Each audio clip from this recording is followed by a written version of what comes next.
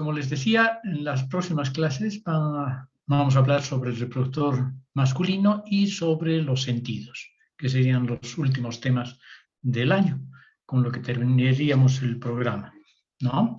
Bueno, nos dedicaremos ahora entonces al sistema reproductor masculino, que, como ustedes saben, está constituido por los testículos, una serie de conductos genitales, las glándulas asociadas a este sistema y el pene como órgano copulador, ¿verdad?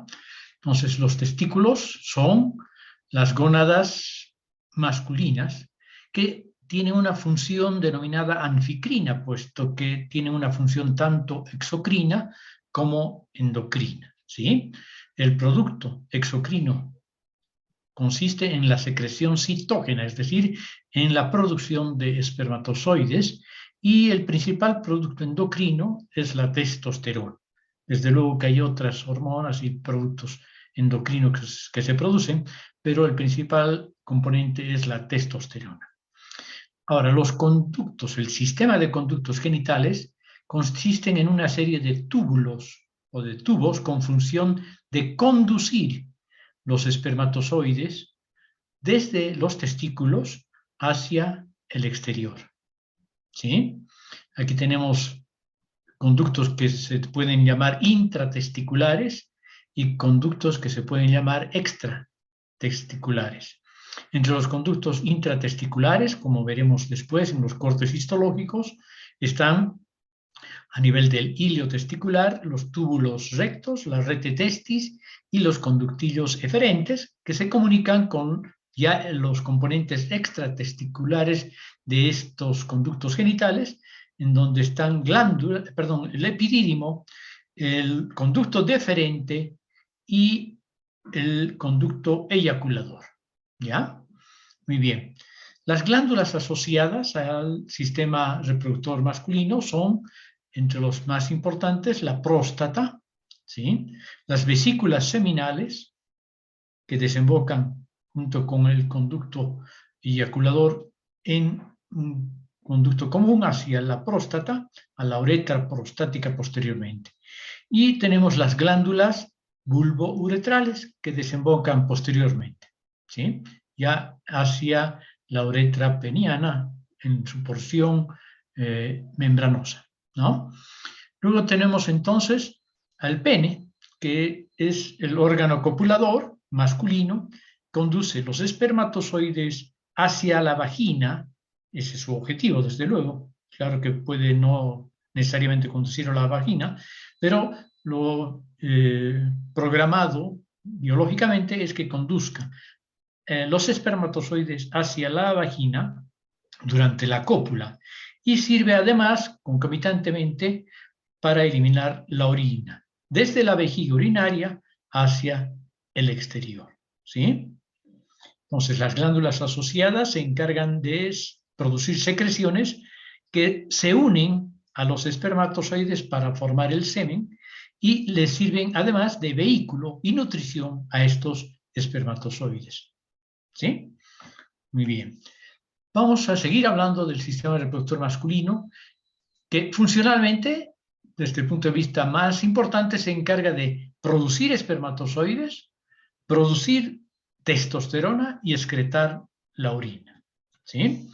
Este es más o menos un diagrama que nos muestra la ubicación y las relaciones que hay bastante íntimas con el sistema urinario, ¿sí? El sistema reproductor y el sistema urinario tienen muchos nexos en común.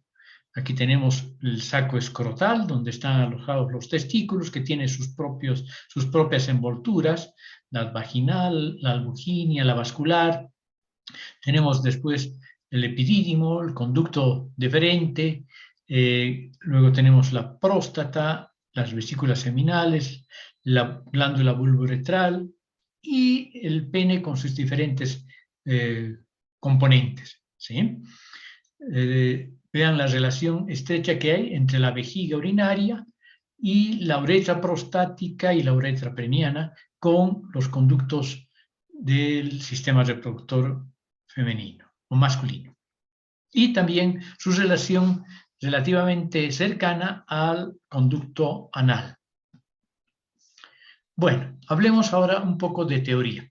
Los testículos son órganos pares que producen espermatozoides y testosterona y están ubicadas en un compartimiento separado, exclusivo para ellos, que se llama escroto, los escrotos. ¿Sí?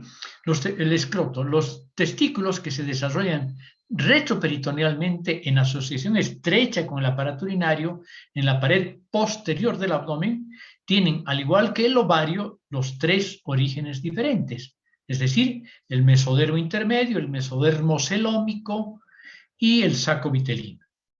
El mesodermo intermedio forma las crestas uroteliales en la pared abdominal posterior. El epitelio mesodérmico o mesodérmico celómico tapiza las crestas uroteliales y las células germinativas primordiales migran desde el saco vitelino hacia las gónadas en desarrollo, donde se dividen y se diferencian en espermatogonias. Entonces, esa es la ontogénesis de estos órganos, de los testículos. Hay en el proceso de formación de las gónadas una participación muy importante sobre otros factores.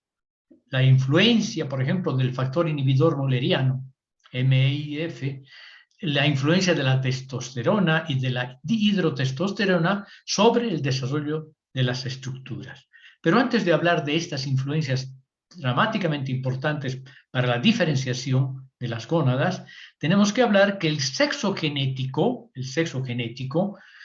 queda determinado en el momento de la fecundación, ¿sí?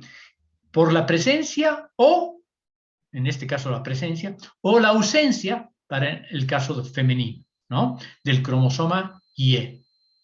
Esto es lo que determina que estas gónadas se conviertan en testículos, estas gónadas indiferenciadas se conviertan posteriormente en testículos y haya una regresión por parte del factor inhibidor mülleriano de los conductos paramesonéfricos y no se formen los ovarios, desde luego, ¿ya? Entonces, el sexo gonadal a nivel del brazo corto del cromosoma Y, ¿sí? Está determinado por la presencia de un gen que se llama SRIE, que es el gen conmutador del sexo, que podríamos decir que escoge el camino a seguir, ¿sí? Si es que está presente, ¿no? Va a seguir el desarrollo hacia el tejido testicular. Este gen se haya situado, ya hemos dicho, en una región determinante gonadal que se encuentra en el brazo corto del cromosoma Y. Este es el factor determinante testicular o TDF.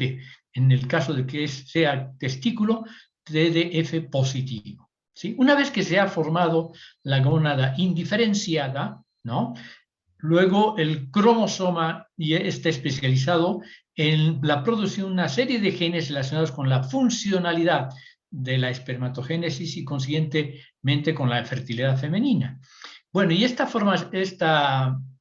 gónada indiferenciada, posteriormente, producto de la secreción de las células de Sertoli que producen el factor inhibidor mülleriano, inhibe la formación del ovario al inhibir los conductos paramesonéfricos y estimula la producción de las células de Leydig para producir testosterona y dihidrotestosterona, ¿no? A través de del determinante sexual, ¿no? Y esta testosterona favorece el desarrollo de los ductos mesonéfricos y de los túbulos mesonéfricos para diferenciar el sistema de conductos que acompañan a los testículos. Los ductos eferentes, el epidídimo, los ductos deferentes, las vesículas seminales y el conducto eyaculador. Por otra parte, la dihidrotestosterona en particular va a favorecer a través de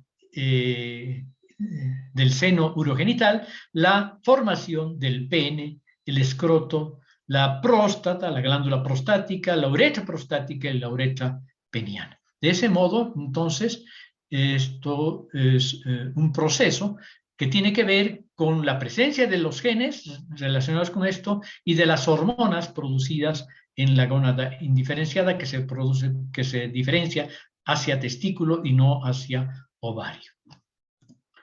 Bueno, ¿cuáles son las etapas del desarrollo testicular? Aquí tenemos un dibujo esquemático que nos ayuda a comprender este proceso. ¿Sí? En esta primera fase, ¿sí? En un embrión de 5 semanas aproximadamente, las gónadas indiferenciadas están las gónadas indiferenciadas. Y aquí las crestas gonadales, ¿no? Son infiltradas por células germinativas primordiales que vibran desde el saco vitelino. ¿Sí? La mayor parte de la gónada está formada por mesénquima, derivado del epitelio celómico, y las células germinativas primordiales se incorporan en los cordones sexuales primitivos. Posteriormente, bajo la influencia del factor determinante testicular, del que hemos hablado hace un ratito, se inicia la producción de testosterona. A esto le sigue la diferenciación de los cordones sexuales primitivos en cordones testiculares. Al mismo tiempo, el factor inhibidor mulleriano, del que también hemos hablado, causa la involución del conducto paramesonéfrico y de las estructuras derivadas de él. Entonces, los túbulos excretores mesonéfricos entran en estrecho contacto con la rete testis. Y por último, ya en las etapas finales del desarrollo testicular, la túnica albugínea rodea al testículo y contribuye a la formación de los tabiques testiculares para formar los lobulillos testiculares. La rete testis se comunica con los cordones seminíferos o los túbulos seminíferos y la vía espermática que se desarrolla a partir del conducto de Wolff y los túbulos excretores paramesonéfricos. Entonces, de esa manera hay una asociación entre los componentes testiculares y sus conductos. ¿Sí? Ya hablando de la gónada madura, vamos a decir que los testículos miden 4 centímetros en su diámetro mayor, por 2.5 y por 3 centímetros, ¿sí? Ancho y espesor. Cada testículo, por decir así, está rodeado por una cápsula propia, ¿sí? Que está formada por 3 capas, como ustedes saben. Está formada por la túnica vaginal, por la túnica albugínea y por la túnica vasculosa que está subyacente a la túnica vaginal. ¿Ya? Entonces, describiremos estas capas. La capa externa vaginal se origina en el peritoneo, ya que los testículos se forman retroperitonealmente y al descender traen una porción del peritoneo con ellos. Está formada por una capa parietal externa, ¿no? Y una capa visceral interna que se unen a la parte posterior del testículo. Ambas hojas están revestidas por un epitelio, que es un mesotelio, y entre ambas se forma un espacio prácticamente virtual que contiene muy poco líquido, ¿no? Que permite la motilidad, la movilidad testicular. Luego tenemos la capa media subyacente a la vaginal visceral, está la capa albugínea. Esta capa albugínea está formada, como vamos a ver en los cortes histológicos, por tejido conjuntivo denso y regular con algunas células musculares lisas. Y posteriormente se engruesa para formar a este nivel el mediastino testicular. Y la capa interna, que está formada por un tejido conjuntivo laxo, areolar, donde hay abundantes vasos sanguíneos que sirven para irrigar al parénquima testicular. Por eso también se llama túnica vascular. ¿Ya?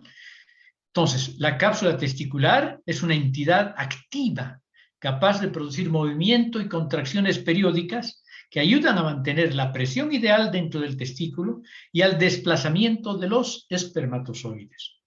Así como, por ejemplo, el mesénquima o las células mesenquimatosas en el glumero. Igual aquí participan en la compresión y favorecen el desplazamiento de los espermatozoides. El parénquima testicular, como hemos dicho, a partir de la túnica albugínea, van a surgir unos septos que van a dividir al parénquima testicular en los lobulillos, ¿ya? Entonces, desde el mediastino testicular, que es un engrosamiento, como hemos dicho, de la capa albugínea fibrocolagenosa, salen muchos tabiques que dividen el testículo en aproximadamente 250 lobulillos. Cada uno de estos alberga a 1 o hasta 4 túbulos seminíferos, que son unos túbulos estrechos y muy contorneados, que empiezan en la periferia como tubos ciegos o anastomosados con otros túbulos seminíferos.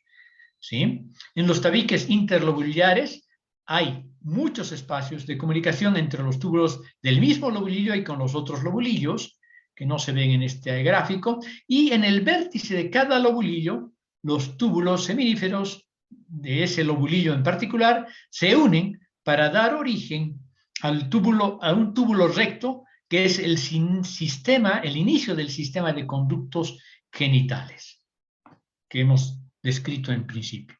¿Sí?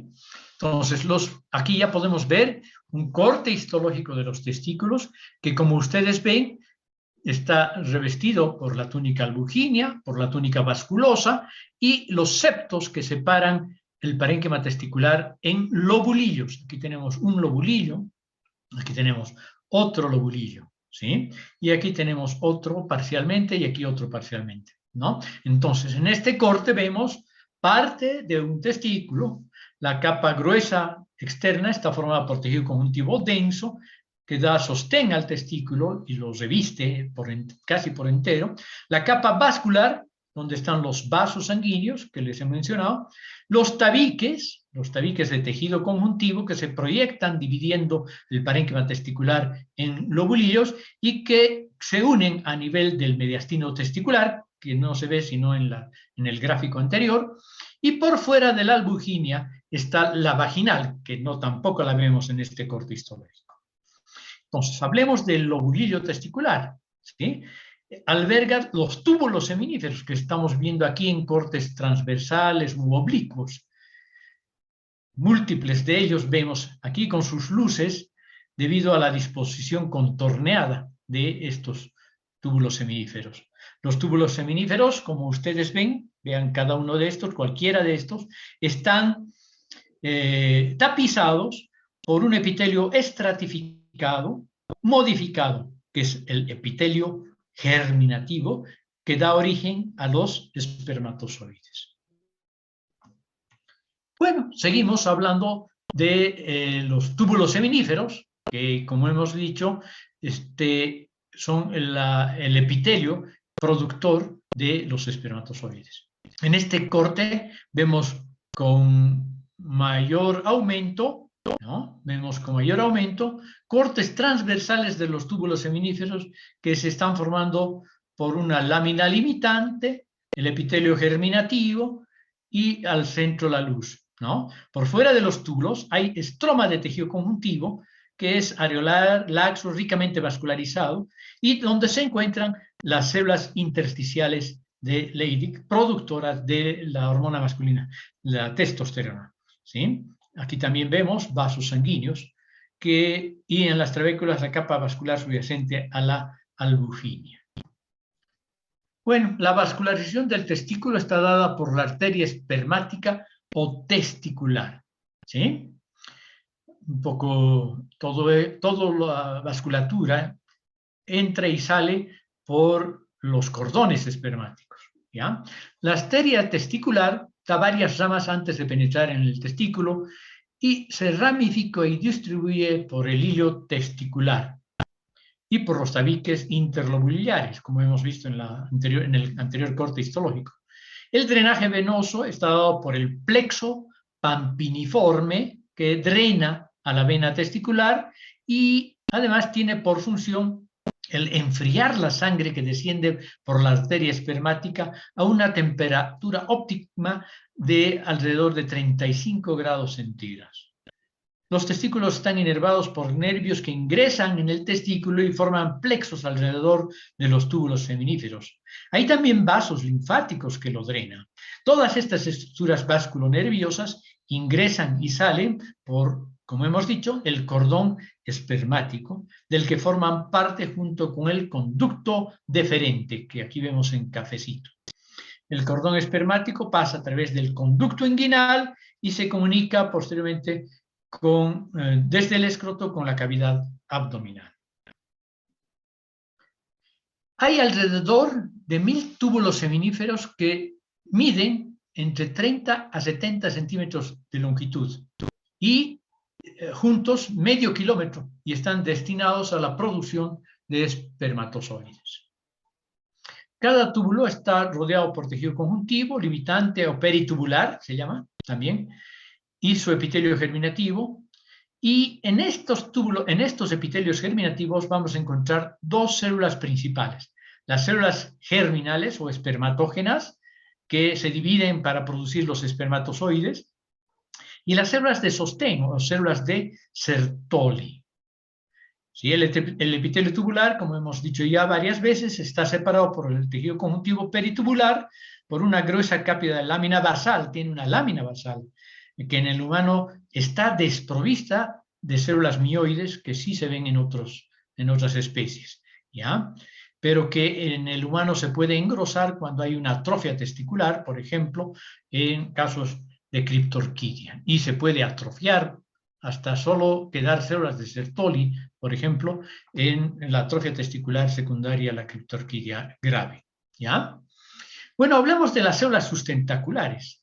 Las células sustentaculares son las células de Sertoli, forman parte, como hemos visto, del revestimiento de los túbulos seminíferos, son cilíndricas, altas, se extienden desde la lámina basal, desde la membrana basal, hasta la luz del epitelio germinal, son las más escasas y cumplen múltiples funciones, más escasas en relación a las células germinales, se supone. Tienen un núcleo grande, irregular y pálido, o sea, ligeramente vesiculoso, con un nucleolo prominente localizado en la base de la célula. El citoplasma es amplio, con un retículo endoplásmico liso y un Golgi bastante prominente. El retículo endoplásmico rugoso, en cambio, es limitado, y con un borde apical que tiene plegaduras proyectadas hacia la luz, como estas que ven aquí. Una serie de repliegues apicales, ¿sí? Los elementos del citoesqueleto son abundantes, ¿sí? Y las inclusiones que tienen característicamente son los cristales del Chark-Bocher, cuya composición y función hasta el momento son desconocidas. Esas son las células de Sertoli. Pero seguimos hablando de las células de Sertoli, son cilíndricas altas, se extienden, y hemos dicho, desde la lámina basal hasta la luz, ¿sí? Son las más escasas y cumplen múltiples funciones, ¿no? Entonces, sus funciones, ¿cuáles son?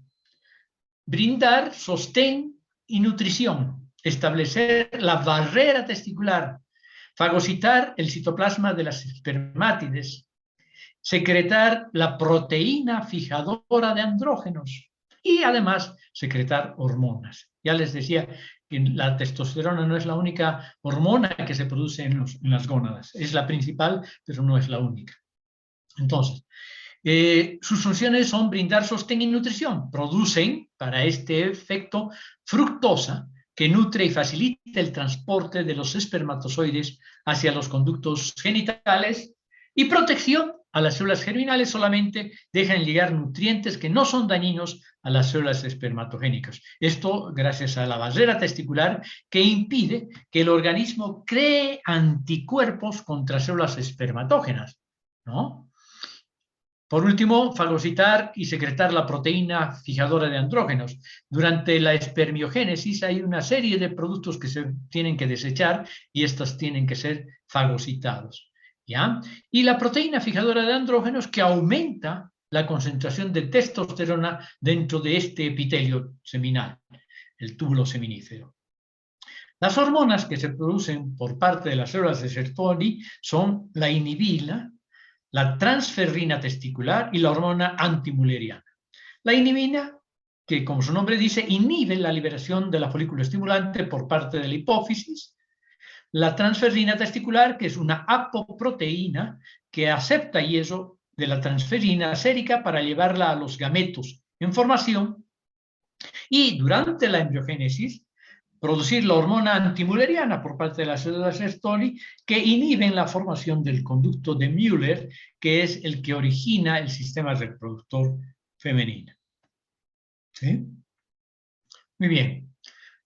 Veamos siempre en relación a las células Sertoli y ahora en su entorno. ¿Sí? Las membranas laterales de las células de Sertoli forman uniones oclusivas con las células adyacentes, dividiendo la luz del túbulo seminífero en dos compartimientos, un compartimiento basal y uno abdominal. ¿Sí? Este es el compartimiento basal y por encima de estas uniones oclusivas el compartimiento abdominal. ¿Sí? Entonces, tenemos en teoría dos compartimientos separados entre sí, aislando el compartimiento abdominal o luminal de la influencia del tejido conjuntivo y sus vasos sanguíneos, protegiendo a los gametos en desarrollo del sistema inmunitario, para que no haya reconocimiento de lo propio como si fuera extraño, desde luego. ¿Sí? El comportamiento basal, que es este, es más estrecho, está subyacente a estas uniones oclusivas que forman las proyecciones laterales de las membranas celulares. ¿Me escuchan perfectamente? Sí, doctor, se lo escucha. Ya, porque me sale un enunciado de que mi internet no está muy estable. Bueno, esperemos que no pase nada. Gracias. Seguimos. Entonces, es muy estrecho, decíamos, está subyacente a las uniones oclusivas, se extiende desde la membrana basal, que está aquí, hacia el borde apical del epitelio. ¿Sí? El compartimiento basal, ¿no?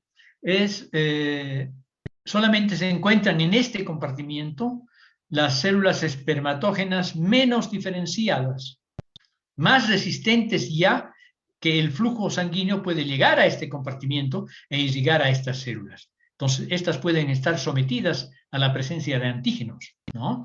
Al reconocimiento antigénico. Pero el compartimiento luminal es más amplio, ¿sí? Que va desde las zonas estrechas hasta el borde apical del epitelio. Esto estaba mal. Del borde de la lámina basal hasta solamente hasta las uniones estrechas va el compartimiento basal y no hasta el borde luminal. ¿Ya? Entonces, debió tener un lapsus aquí. Entonces, este es el compartimiento basal y ahora estamos hablando del compartimiento luminal o adluminal. Es más amplio, decíamos, va desde las zonas estrechas, de las uniones estrechas, hasta el borde apical del epitelio. En este compartimiento, la barrera testicular o hematotesticular, formada por las uniones ocluyentes de las células Sertoli, el contenido de sangre no puede pasar, no puede pasar. Entonces, las células espermatocíticas que se encuentran en este compartimiento son más maduras, obviamente, que las que están en el compartimiento basal y más susceptibles de producir daño si es que hubiera contacto con el contenido sanguíneo. Como la espermiogénesis comienza después de la pubertad, el sistema inmunológico podría desarrollar anticuerpos contra las nuevas células espermatógenas diferenciadas, desarrollando una respuesta antígeno-anticuerpo, lo que sería patológico y sería grave, ¿no? Entonces, las células espermatógenas son mayoría en relación a las células Sertoli, como hemos dicho, y constituyen casi la totalidad del epitelio germinal. Aquí tienen en un color lavanda, ¿no? Dibujado en un color lavanda, excepto los espermatoides y espermatozoides, ¿sí? Entonces, la pared del túbulo seminífero está formada por el epitelio seminífero que tapiza la luz. Es una delgada túnica propia de tejido conjuntivo, fibroblastos y células mioides, entre paréntesis, entre comillas, porque en el humano estas son muy escasas o no existen. Entonces, el epitelio seminífero tiene varias capas celulares, en todo su espesor y está separado de la túnica propia por la membrana basal. Las células basales de este epitelio consisten en células de Sertoli y 3 tipos de células espermatógenas apoyadas sobre la membrana basal. Aquí tenemos las células, las denominadas espermatogonias de tipo A, las espermatogonias de tipo A claras y las espermatogonias de tipo B oscuras. ¿Ya? Entonces tenemos A claras y A oscuras y las espermatogonias de tipo B. Son el punto de partida, estas células, para la espermatogénesis. Y en el compartimiento luminal o adluminal son las células que forman parte de este compartimiento, los espermatocitos primarios, los secundarios, las espermátides y los espermatozoides. Muy bien, aquí tenemos entonces el intersticio con las células de Leydig, tejido conjuntivo laxo, areolar, con escasas células musculares. Aquí tenemos la membrana basal y el tejido conjuntivo denso de la membrana basal y el epitelio seminífero, que presenta diferentes grados de maduración en un mismo testículo. ¿Sí? Entonces, la espermatogénesis, que es esto de la maduración de la que hablábamos, es un proceso por el cual las espermatogonias, ¿no?, van a generar los espermatozoides. Entonces, las células germinativas sufren mitosis, meiosis y espermatogénesis en el compartimiento adluminal. Durante la diferenciación y maduración, puentes citoplasmáticos intercelulares mantienen ligadas entre sí a las células formadas, ¿sí? Formadas de modo que forman una especie de sincicios.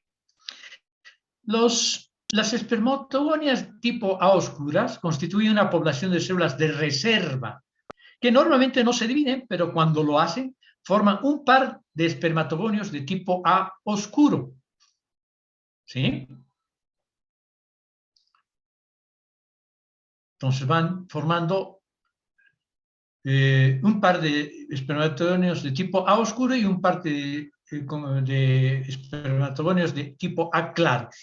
Los espermatogonios de tipo B, originados por mitosis a partir de los espermatogonios de tipo A claros, se dividen por mitosis para formar los espermatocitos primarios. ¿Sí?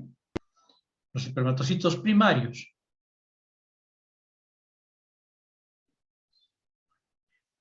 Estos espermatocitos primarios, ¿sí?, tienen un número tetraploide de DNA. ¿Sí? Sufren estos la primera división meiótica para formar 2 espermatocitos secundarios que ya son 2N. Y cada uno de estos forma 2 espermátides haploides.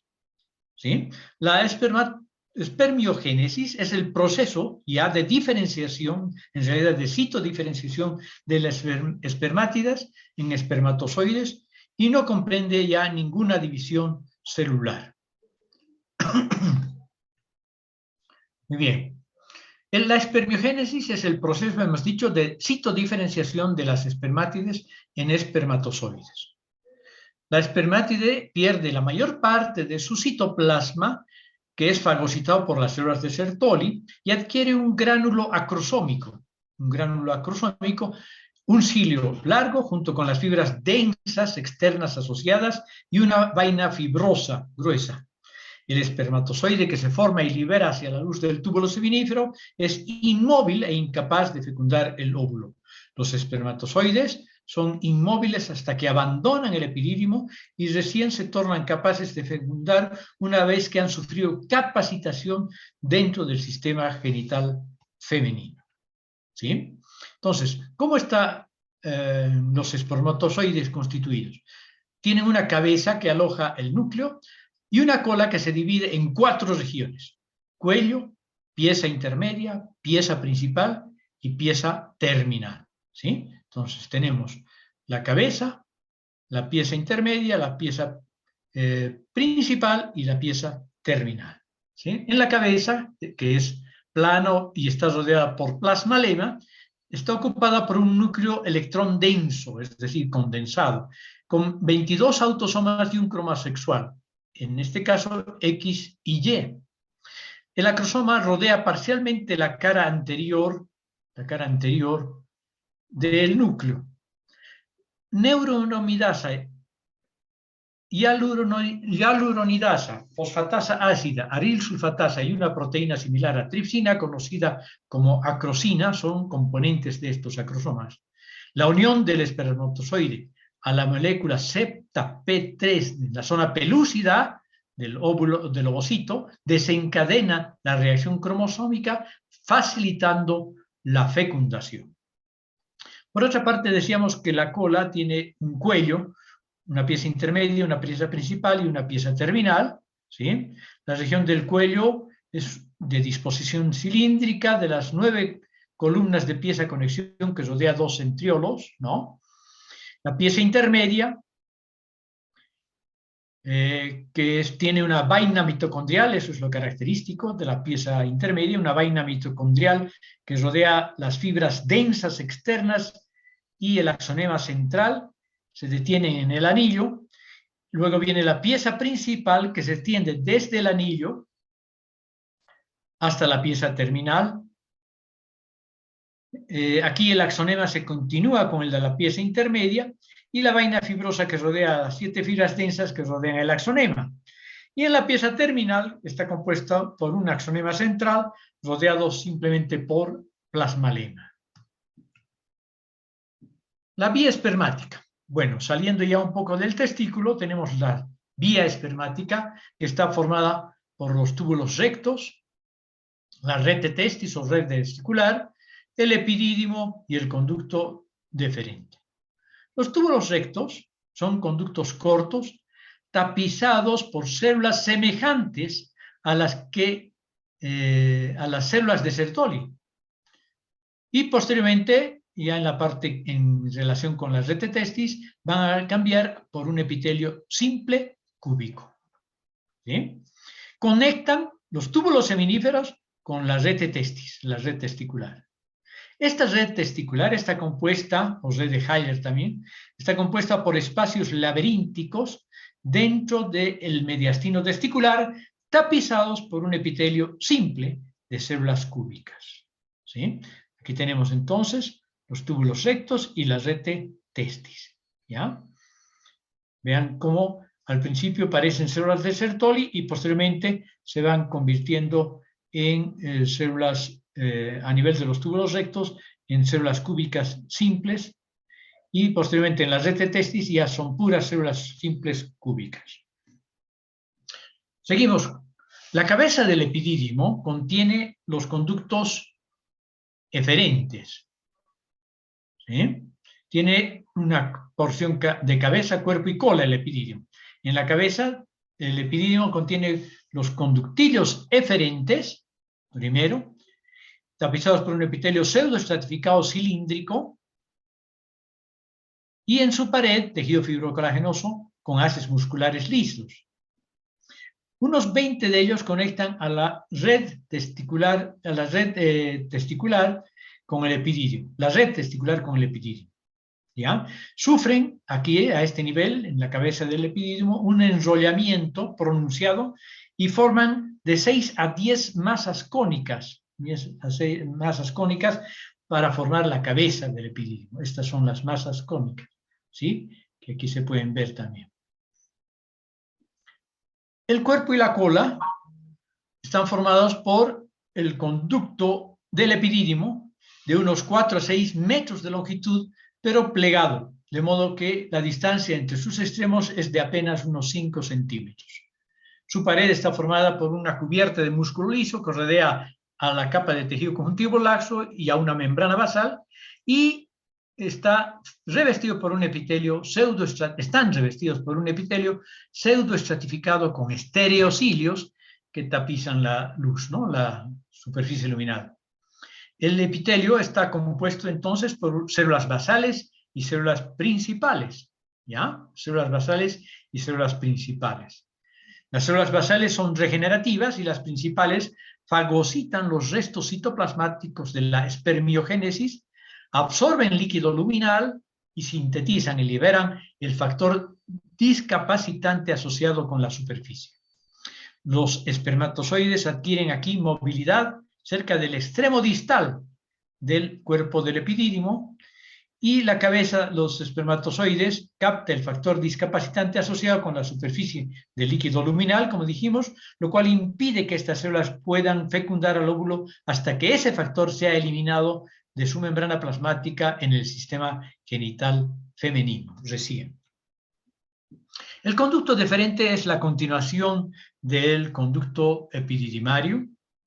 Atraviesa el conducto inguinal como parte del cordón espermático y entra en la cavidad abdominal justo antes de llegar a la próstata.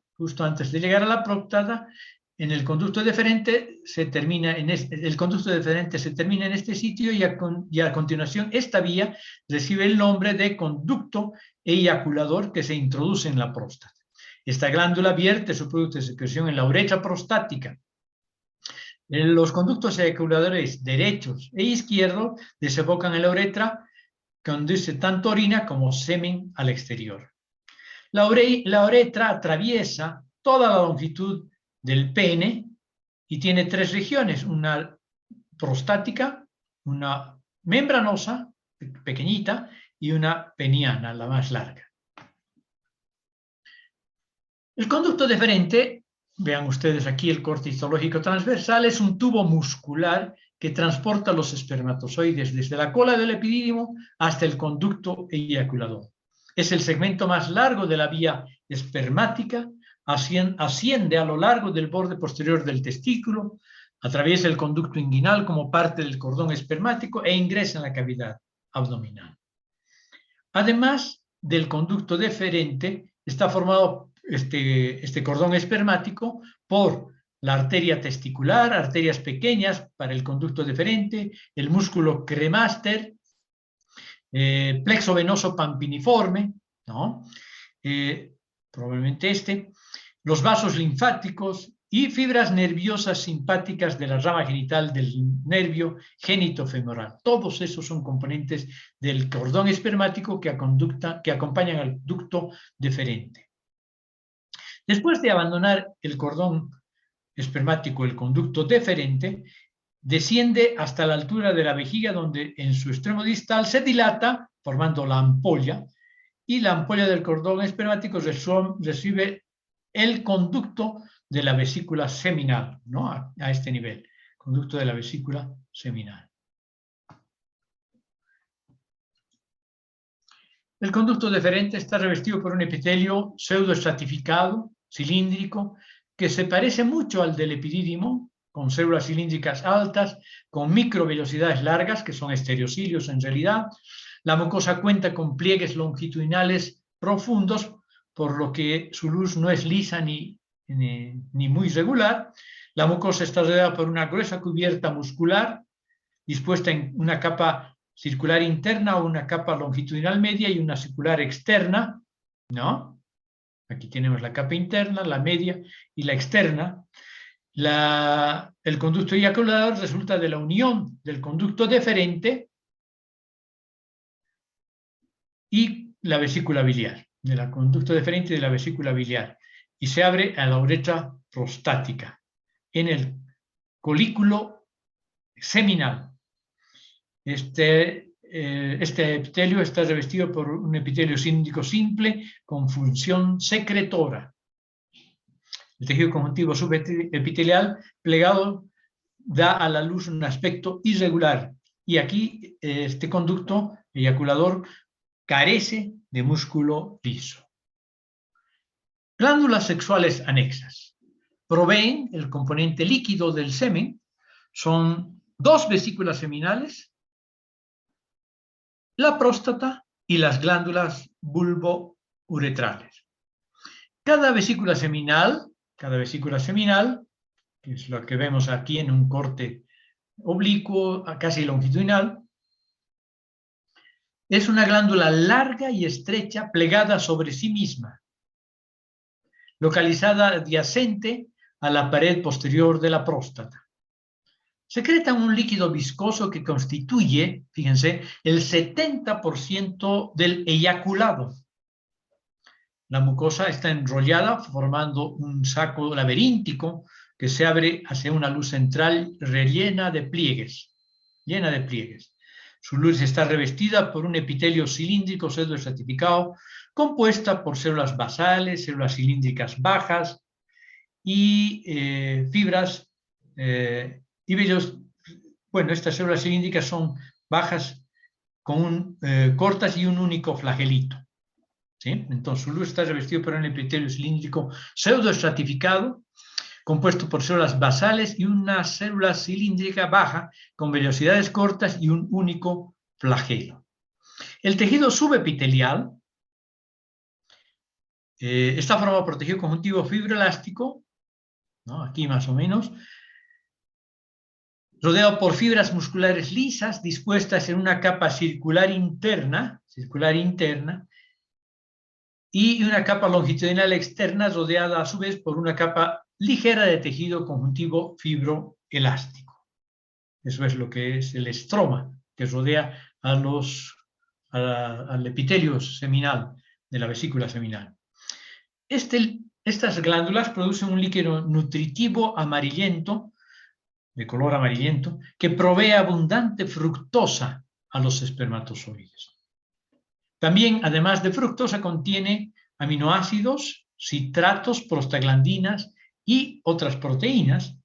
El color amarillo del semen se debe al pigmento lipocromo liberado justamente por las glándulas vesículas seminales.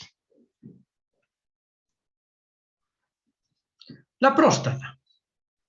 La próstata es la mayor de las glándulas accesorias, pero como acabamos de describir, no produce la mayoría del producto de secreción que acompaña o que forma el semen, ¿no? Pero sí es la glándula más grande.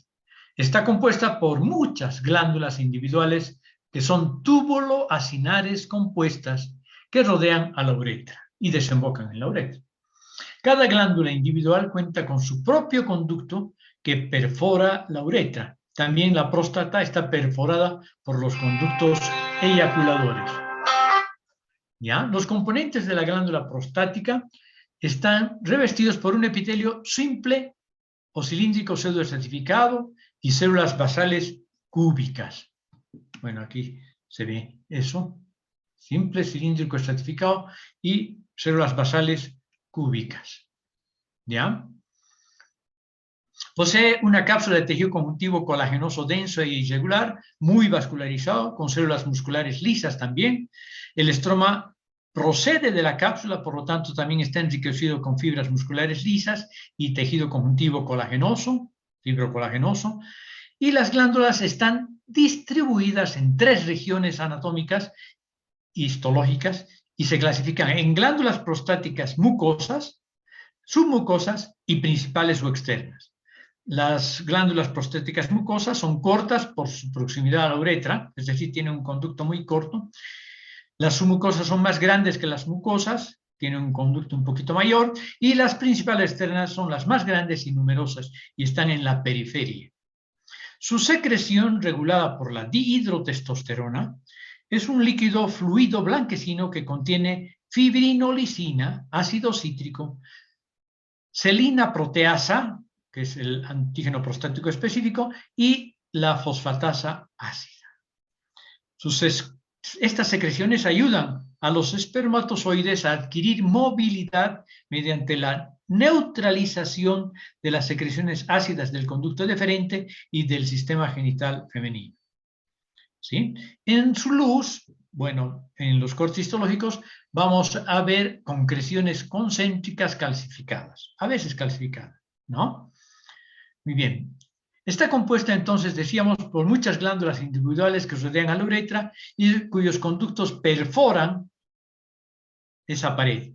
Estas glándulas están distribuidas en 3 regiones histológicas, ¿ya? Glándulas mucosas, glándulas submucosas y glándulas principales o externas. ¿Ok? Aquí tenemos el epitelio, con sus células basales y células luminales, cilíndricas, que tienen estas microvellosidades. Las glándulas bulboretrales son dos pares de glándulas que también se llaman glándulas de Cooper. Son pequeñas, 3 a 5 milímetros, y están localizadas en la raíz del pene, como hemos visto en los gráficos anteriores, inmediatamente en el inicio de la uretra membranosa. Su cápsula fibroelástica contiene fibroblastos, células musculares lisas y también fibras musculares esqueléticas derivadas del músculo del diafragma digital. Los tabiques derivados de la cápsula dividen la glándula en lóbulos. Las glándulas son túbulo-acinares compuestas, igual que en la próstata, cuyo epitelio varía desde cúbico simple hasta cilíndrico simple. Aquí no se reconoce entonces unas células basales.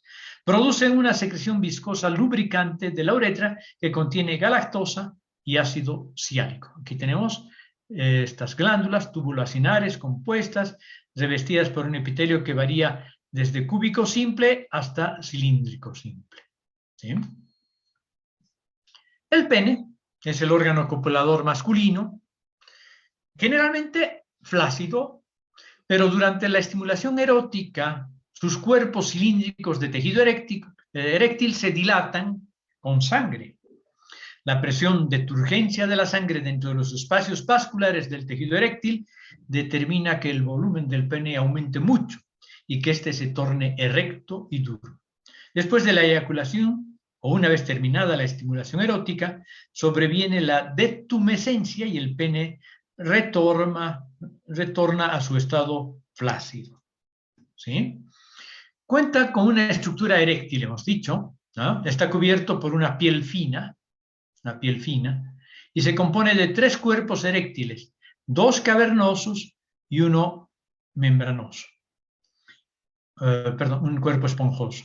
Y en el seno del cuerpo esponjoso, por el seno del cuerpo esponjoso, discurre la uretra. ¿Sí? Cada cuerpo eréctil tiene espacios cavernosos tapizados por endotelio y rodeados por una cápsula de tejido conjuntivo a la túnica albuginea, semejante a la túnica albuginea. Por fuera de la túnica albuginea están las fascias profundas, la fascia profunda, ¿no? Y la fascia superficial. Los cuerpos eréctiles reciben sangre de las arterias profundas y dorsal del pene, ¿sí? Están por acá, cuyas ramas irrigan a partir de capilares o por las arterias helicinas que suelen saltearse mediante anastomosis arteriovenosa, lo que mantiene al pene flácido. Pero cuando se cierran esas anastomosis arteriovenosas, entonces estos espacios cavernosos se ingurgitan, ¿no? El drenaje venoso se produce a través de 3 grupos de venas que confluyen a la vena central. Impulsos parasimpáticos producen vasoconstricción, como decíamos, de las conexiones arteriovenosas y desvían la sangre hacia las arterias helicinas y en consecuencia hacia los espacios cavernosos que se llenan de sangre, se distienden con esta sangre y el pene se torna eréctil. Al cesar los impulsos parasimpáticos, cesa el flujo sanguíneo hacia las arterias helicinas y el pene se torna flácido. El pene, mediante la erección, favorece el depósito de los espermatozoides en el sistema genital femenino, ¿no? La eyaculación es la eliminación forzada del semen del sistema genital masculino. La eyaculación es controlada por el sistema simpático. La fuerza necesaria proviene de las contracciones rítmicas de capas musculares gruesas del conducto deferente y de la contracción rápida del músculo bulbo esponjoso. El semen contiene espermatozoides suspendidos en el líquido seminal, cuyo mayor contenido es producido por la glándula seminal, las glándulas seminales. Bueno, con eso hemos terminado nuestra disertación de hoy día del aparato reproductor femenino. En la próxima clase, entonces, tendremos la clase de reproductor femenino. Voy a terminar despidiéndome de ustedes. Espero que haya sido explícita la presentación. Hasta luego. Gracias, doctor. Gracias, doctor. Hasta luego. Hasta luego.